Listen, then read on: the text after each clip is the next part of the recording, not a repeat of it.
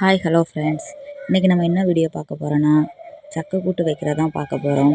நம்ம ஃபஸ்ட்டு நாங்கள் வாங்கின சக்கையோட நேம் வந்து பார்த்திங்கன்னா வறுக்க சக்கை உண்டு, கூழஞ்சக்கை உண்டு, அப்புறம் செம்பருத்தி சக்கைன்னு சொல்லுவாங்க. செம்பருத்தி சக்கை வந்து ரெட் கலரில் இருக்கும், கூழஞ்சக்கை வறுக்க சக்கை வந்து மஞ்சள் கலரில் இருக்கும். வறுக்க வந்து திங்கிறதுக்கு சாஃப்டாக இருக்கும், கூழஞ்சக்கை கொஞ்சம் குழு குழுன்னு இருக்கும். நம்ம இப்போ வாங்கியிருக்க சக்கை வந்து செம்பருத்தி சக்கைங்க. இது வந்து கூட்டு வைக்கிறதுக்காக கொஞ்சம் காயும் கொஞ்சம் பழமாக இருக்குது. அந்த சைஸில் இருக்கும்போது நாங்கள் கட் பண்ணிட்டோம். இது வந்து ஒன்று 100 சொல்லி வாங்கியிருந்தோம். சரி, நம்ம பழுத்து சாப்பிட்டோம், ஆல்ரெடி சாப்பிட்ருக்கோம். இருந்தாலும் நான் கூட்டு வச்சு ரொம்ப நாள் ஆச்சு, வருஷத்துக்கு ஒருக்கா தானே கிடைக்கிது. சரி, நம்ம கூட்டு வச்சுக்கலாம்னு சொல்லிட்டு சின்ன சின்ன பீசஸாக இந்த மாதிரி கட் பண்ணி நம்ம ஒரு 10லேருந்து 15 நிமிஷம் உப்பு போட்டு கொஞ்சம் தண்ணி ஊற்றி நம்ம நல்லா வேக வச்சுக்கலாம். இதை வந்து செம்பருத்தி சக்கை வந்து நல்லா பழுத்து சாப்பிட்டா உண்மையிலே டேஸ்ட்டு அல்டிமேட்டாக இருக்கும்.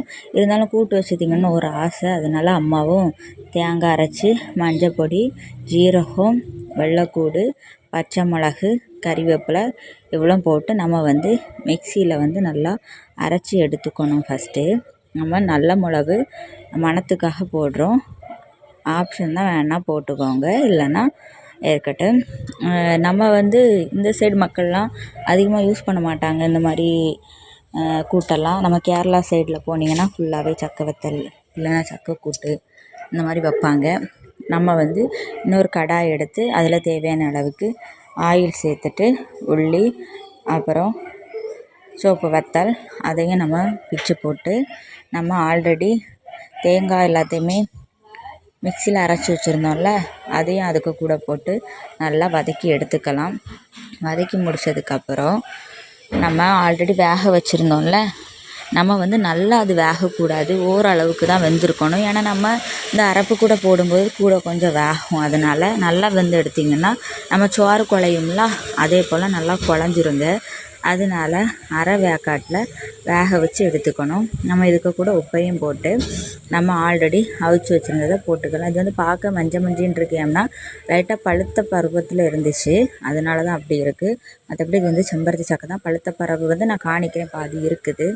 நம்ம இதையும் போட்டு நல்லா கிண்டிக்கலாம். ஆல்ரெடி இது வந்து அரை வேக்காட்டில் வெந்து தான் இருக்குது, அதனால் ரொம்ப வேக வைக்காண்டா.